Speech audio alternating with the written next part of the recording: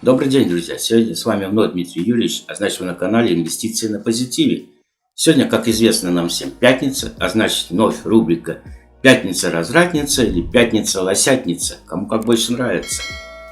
В рамках этой рубрики я всегда рассматриваю наиболее просевшие активы у себя, которые требуют усреднения, смотрю, какие из них более подходят для этого и, соответственно, провожу усреднение. Видео сегодня с первого раза не записалось, поэтому вступление это я перезаписываю и концовку потом перезапишу. А само видео пришлось оставить старое, потому что, с зависшей картинкой. Я думаю, это не сильно страшно, потому что перезаписывать его, уже там все данные изменились после покупок тех активов, которые там указаны были. Поэтому решил оставить так, просто с картинкой веб-камеры на стоп-паузе. Но думаю, это сильно вас не разочарует. И, в общем, кому известно, какие я активы сегодня усреднил и почему, то добро пожаловать. И вот, открыв монитор, мы видим в терминале моем, что наибольшая просадка 40% компания eHealth имеет. Сектор страховщиков здравоохранения наиболее просел у меня. Также большие просадочки довольно-таки существенные, как мы видим, Alteryx, Esperion, китайские компании, такие как Momo, Vipshop, недвижимость в электроэнергетику, Core Energy. Из наших компаний Mail.ru, или как она теперь называется, VK Company, имеет наибольшую просадку, 29% сейчас составляют. Дальше опять китайские компании Baizun, Alibaba идет, J1 Therapeutics,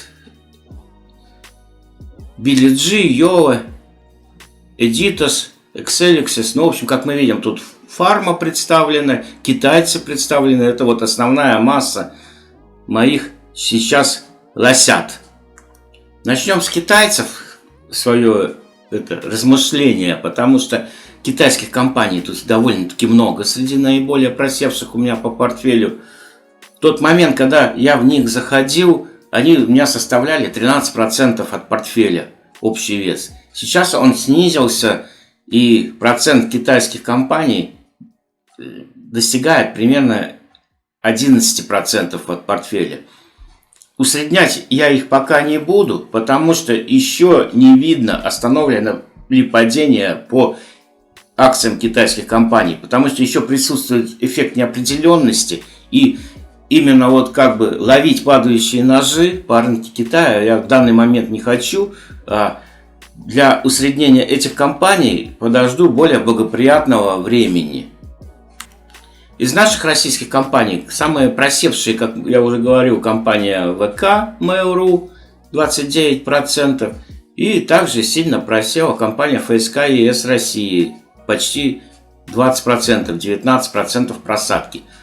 Но сегодня я хочу усреднить все-таки компанию Mail.ru, ВК Групп, потому что по ней произошло ряд новостей, и эти новости могут сломить все-таки этот нисходящий тренд.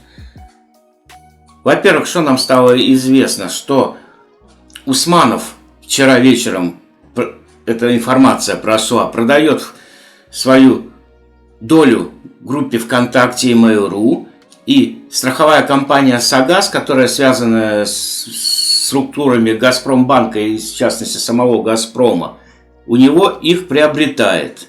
И тем самым, что Согаз становится крупнейшим совладельцем группы ВК. Также мы имеем буквально горячую, как пирожок из печи, новость о том, что гендиректор ВК Добродеев уходит из компании, которая вышла сейчас буквально 13:19, а сейчас 13:24 по московскому времени. То есть 5 минут назад свежая новость прошла. Он уходит из компании, покидает свой пост. Это все связано с тем, что структура акционеров поменялась. И поэтому он оставит исполнять свои обязанности до назначения нового гендира. В общем, на основании всех этих новостей и посмотря график, мы видим, что он долго-долго имеет нисходящий тренд свой. Но последние неделе мы видим зеленая свеча, которая повлияла именно вот эти новости. Ну и как исходя из моего любимого вида покупок на своих абсолютных перепроданностях, мы видим о том, что сейчас можно рискнуть и усреднить компанию, так как негатив рано или поздно должен смениться позитивом, и смена собственника вполне может этому поспособствовать. Следующая компания, которую мы сегодня рассмотрим, компания Esperion, имеет просадку 32% по портфелю. Сегодня она обвалилась на 11%, и это все на доп. Эмиссии, на выпуске дополнительных акций. В целом мы видим, что динамика довольно-таки плохая по компании. За полгода уже акции снизилась стоимость на 67%. Но, тем не менее, это, как инвестиция в любой биотех, это я считаю венчурными инвестициями, инвестируется только малая сумма, которую не жалко потерять. И направление этой компании такое, что лекарство очень перспективное, и в случае, если оно все-таки выстрелит, то даст довольно-таки очень большой профит. Ну и, как я говорил, так как у меня доля в портфеле небольшая, у меня из Esperion все куплено 6 акций на сумму 57. 5 акций на сумму $33. То есть это вообще как бы не страшная сумма, на которую можно, как говорится, и в казино поиграть. Но я не считаю, что компания Esperion это казино, потому что, как я уже говорил, производит, по памяти трудно сказать, но вот читаю, разрабатывает, поставляет на рынок медицинские приборы, молекулярные препараты для лечения пациентов с повышенным уровнем холестерина, липопротеиновые и низкой плотности и другими сердечно-метаболическими заболеваниями. В общем, это наизусть не скажешь никогда. Но, в общем, смысл тот, что данную просадочку, вызванную выпуском дополнительных акций, можно попробовать для усреднения позиции по ней. И, наконец, третья компания, которая сегодня планируется мною к усреднению, это также компания, которая у меня имеет очень маленькую долю, компания, которую вы все хорошо знаете и хаете, любите. Ну, хаете понятно, потому что когда зашел на хаях, потом на лоях, что еще делать? Винить всех и вся надо. В общем, это компания Core Energy. Падение 29 с чем-то процентов. Позиция также небольшая, чуть меньше $40 по ней. И цена сейчас пришла на отметку 3.95. Если мы посмотрим на графики на это, то мы видим, что уже в течение больше 2 месяцев цена торгуется в боковике. Сверху вниз, от верхней грани к нижней грани.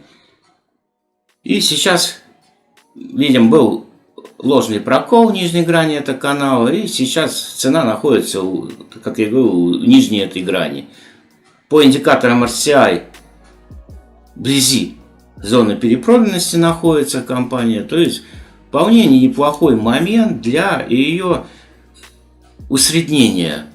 А почему я как бы в эту компанию верю? Потому что, как я уже говорил не раз, что нефтянка поднялась уже с колен, можно сказать, после падения прошлогоднего сильного, то и компания, которая занимается недвижимостью, компании ТЭК, топливно-энергетического комплекса, тоже рано или поздно поднимется с колен, просто пройти должен какой-то определенный временной лаг. И в общем мы считаем, что сейчас вот этот лаг и идет. Ну, как бы я считаю. Поэтому имею как бы мысль о том, чтобы усреднить ее. По компаниям, которые я буду усреднять, на этом сегодня все. И также еще у меня есть фонды, которые тоже требуют, так сказать, вмешательства, а именно усреднения. У меня сейчас 13 фондов стало в просадке. Все это на последних вот этих 2-3 недель большого залива, который идет. Что именно я сейчас хочу сказать? Наибольшую просадку, как мы видим, по 12% имеют Тинькофф, фонд от Атона на инновации и финексовский фонд на Китай по 12% просадку. Потом 10% Тинькофф Финтех. Дальше Атон Серебро, просадочка чуть меньше 10%. И Тинькофф Киберсекьюрити, кибербезопасность, чуть более 7% просадка. Обычно состояние у меня всегда от 2 до 4 фондов в красной зоне, не более. А тут вот этот большой слив вынудил о том, что уже аж 13 компаний в минусе. Этот слив, кстати, еще вполне возможно, что и не закончился, потому что у меня есть основания полагать, что такая негативная тенденция может продлиться до 17 декабря. Но это не точно. А почему 17 декабря? Потому что там будет 3-я пятница декабря. Это большой, как это говорят, колдовской или там ведьмин пятница, когда там, в общем, экспирация идет. Возможно, что до 17 декабря наши, ну не только наши, а вообще фондовый рынок будет загоняться вниз. Ну, тем будет потом лучше отскок. Но, так сказал, как это не точная информация, то, может быть, уже разворот где-то здесь будет. Поэтому, ну, перейдя к делу, в общем, усреднять я буду сегодня тиньковские фонды на финтех и на киберсекьюрити. Во-первых, они в пятерке наиболее просевших фондов, а во-вторых, в Тинькове продолжается акция на покупки их фондов для участия в розыгрыше миллиона. У меня уже 8 билетов есть. Этот билет дается, напомню, за каждую 1000, потраченную на фонды Тинькова. Поэтому еще несколько билетов, так сказать, доберу. А вдруг выстрелит, в конце концов, должно же хоть когда-то прийти праздник, так сказать, и на нашу улицу. Ну, либо мою, либо одного из читателей, подписчиков, может быть, кому-то из вас повезет. Значит, сейчас я сам процесс покупки всех фондов, естественно, и компаний снимать не буду. Сделаю небольшую паузу в видео, а потом продолжу. И вот мы переходим во вкладочку «События». И вот видим сегодня, как я говорил, я до этого продал акции «Карнивал», зафиксировал плюс 5%. И вот сегодня усреднил компании Core Energy, Эсперион. ВКонтакте с первого раза не купилась, второй раз прошла покупка. И по 100 фондов Тинькова на кибербезопасность и на финтех. Вот так у нас проходят пятницы-развратницы, пятницы-лосятницы. Все увидели своими глазами, начиная от отставки с поста гендиректора ВК Групп Добродеева до усреднения наиболее просевших компаний. Надеюсь, вам это было интересно. Ну, хочу предупредить, что ни в коем случае это не является индивидуальной рекомендацией. При покупках активов вы должны руководствоваться и думать только своей головой, и никак иначе. Иначе успехов на пути инвестиций вам не видать будет. На этом видео завершаю. Подписываемся, комментируем, ставим лайки, теребим колокольчики, чтобы получать своевременные уведомления о новых видео на канале. В общем, все делаем, как вы это любите. Всем пока-пока.